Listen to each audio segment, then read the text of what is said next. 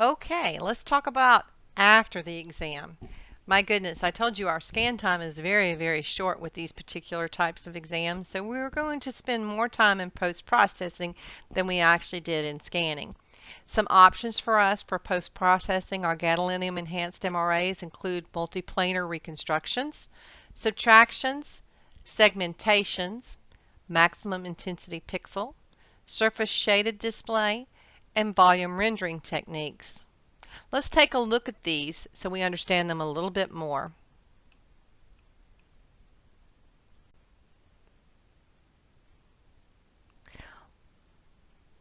Looking at multiplanar reconstructions, or MPR, this gives us the ability to reconstruct our 3D images in any plane.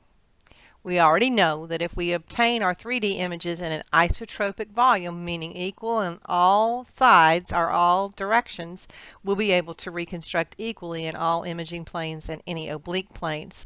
This includes axial, sagittal, coronal, and of course the obliques that we often need to chase down vessels because they very rarely lie at a direct plane and at right angles to each other in the human body. This is just a more advanced tool that is also available where we can actually follow a curved plane to actually be able to visualize the vessel. In this particular exam, we're looking at the renal artery.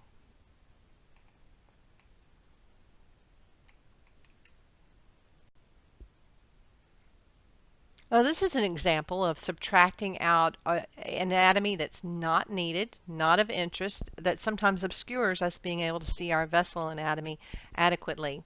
Basically, we're going to subtract out all of our other tissues other than our gadolinium enhanced vessels. The images in set A represent pre-contrast. No contrast is given. Image B is gadolinium image.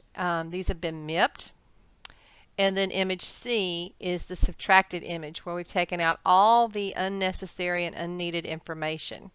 Now this was a lower leg runoff to include from the descending abdominal aorta to the bifurcation of the femoral arteries, iliac arteries, all the way down into the lower leg.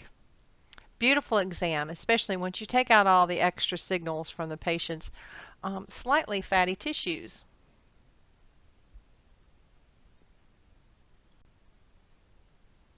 Segmentation of slices. Now this is a relatively new technique, and in researching this there's many different types of segmentation that is available.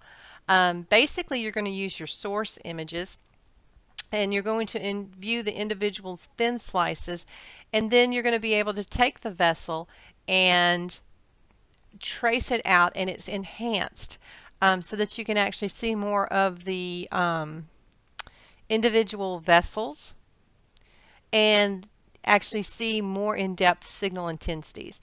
Now I'm going to insert an actual movie loop of what this particular exam after segmentation looks like. This was a curved segmentation process, which is basically the latest and greatest, where you can curve it around the actual vessels, since obviously in the circle of Willis they do not run in a straight line.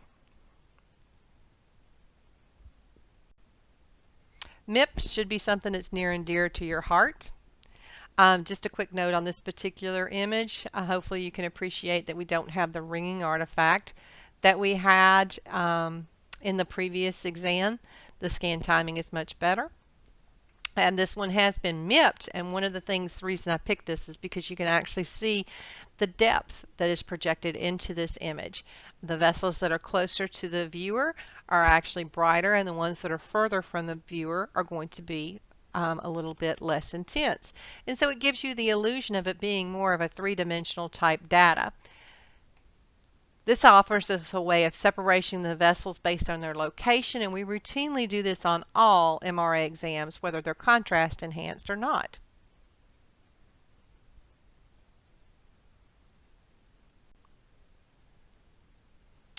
SSD, this is going to be our surface shading. We use a ray casting algorithm, so it's a little bit different type of mathematical equation. From what I researched online, it is a very long, hairy mathematical calculation, and I'm glad that a computer does it if we actually have to do this particular type of post-processing. Basically, only vessels within the limits of the assigned values will be demonstrated. And this is an example of the non-surface shaded is on the top. The surface shaded display is on the bottom. And the area of interest at that little arrow, you can see that there's just more in-depth data that is available from being able to evaluate that little bright blip that's there. The downside is when you actually do this particular post-processing that all of your original grayscale from your images is lost. So this would be one of those that you would really want to consider heavily before you hit the button to actually make this reconstruction fly. Because if you do it first, then you're not able to do reprocessing of any other kind.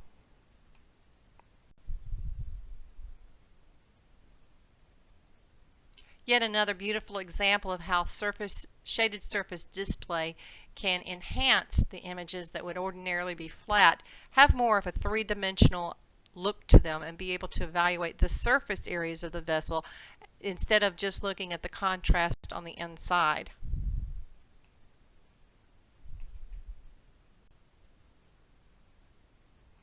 Volume rendering technique. Again, this is the latest and greatest wow factor for vascular imaging.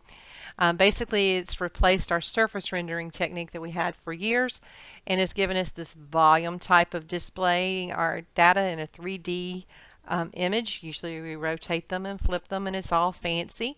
The surface anatomy of the vessels is higher on a volume rendering technique, and objects with high signals are going to be opaque, whereas objects with low signals are going to be transparent. And as noted in this particular image, they can be colorized so that they're even more fancy to look at.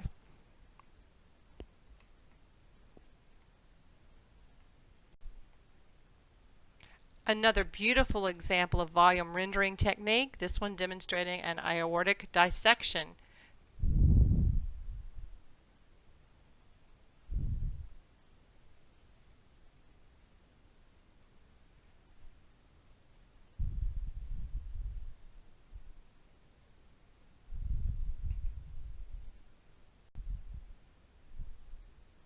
Well, I think you can see the differences between traditional time of flight and phase contrast and contrast enhanced MRA. There's many applications for this in a clinical workplace on a daily basis, and I think you can see that contrast enhanced MRA is definitely the way MRAs are done today.